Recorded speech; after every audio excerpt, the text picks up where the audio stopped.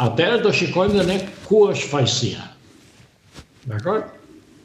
Nga ana tjetër, kam një pyetje që lidhet edhe me faktin që a janë të sigurt aktorët e drejtësisë, avokat, dhe këtu kam parasysh që vetëm gjykatësi, po dhe prokurorët, madje edhe avokatët, sepse prokurorët dhe avokatët një nivel janë.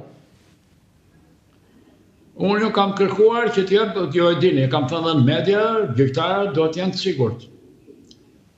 Bile ju kam cilësuar faktin që gjyqtarët në Itali, antimafje, jetojnë në qytet të veçantë.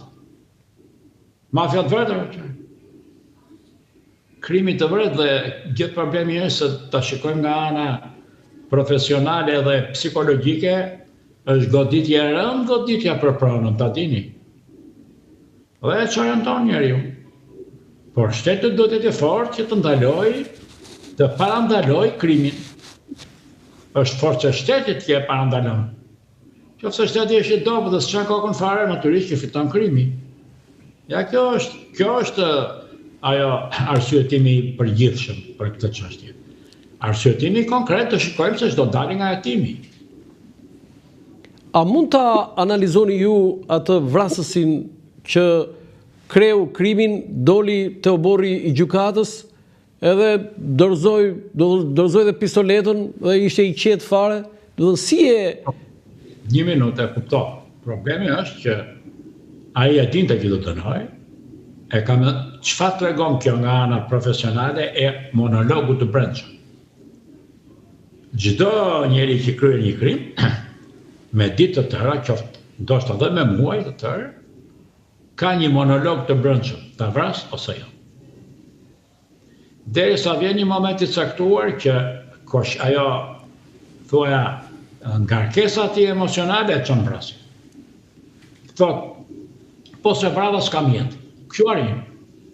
Jeta ime është e vrasë e këtij, o unë, o ky. Arrin në këtë pikë. E kam nga profesioni dhe nga literatura. Kam pasur dhe unë raste tilla, po më saktë janë ato të literaturës. Këta shkojnë me monolog të brendshëm, edhe krijojnë agresivitet, i cili nuk është krejtësisht normal. Është një kështu kosciencë dhe moment mendor jo normal, po që vjen nga goditja e humbjes pronës.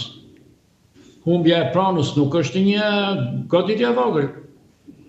Është goditja e jetës normale. I fillon vuajtja atij. E mora si rast ekstrem për ta shpjeguar. Dhe për pronën e bërë shumë krime. Atëherë një nga këta është kjo që thamë. Po këta këtu nuk i ran personit që i ka marrë në një mënyrë ose një tjetër. Po pse ky është problemi? Një minutë lutem. Por i ran gjyqtarit. Që i ka dhënë pronë. Kuptojmë?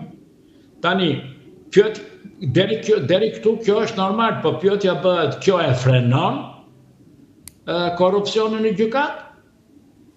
Apo është tonë? Unë them se do ta frenoj. E frenon? Unë them se do ta frenoj, sepse shqiptarët e vjetër na kanë thënë, frika ruan vreshtat. Kush e ruan vreshtat? Frika. Një roje atje. Pse nuk vjen? Dhe shqiptarët e mençur na kanë dhënë këtë shprehje. Ju thash që frika ruan vreshtat. Atëherë, edhe krimin e ruan frika. Ndryshe për kriminalitetin. Sa më ashpër të jetë goditja penale, aq më poshtë bie krimi. Se shkoptarë. Avokat, kam një pyetje të tillë që përveç këtyre faktorëve që ju thatë, ka dhe një faktor tjetër që është klima që krijojnë politikanë të ndryshëm. Ne kemi zonin Berisha që e akuzon gjykatën, konkretisht prokurorinë e Spakun, si organizatë kriminale dhe mund e dera aty dhe Altin Dumani si kryeterrorist. Nga ana tjetër, kryeministri akuzon gjykatës të veçantë për vendimet që sipas tij janë gabuara, po ka një lloj ironie, gjeli etj, besoj keni dëgjuar. Tani çfarë është kjo? Sa ndikojnë këto që krijojnë një klim të tillë?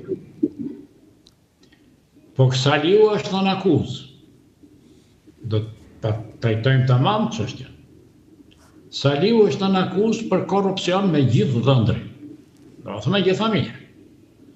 ju kanë sekuestruar të gjitha pronat. Ju mendoni se Saliu është mendje filozofike, e qetë? Ne e njohim. Acarohet shpejt në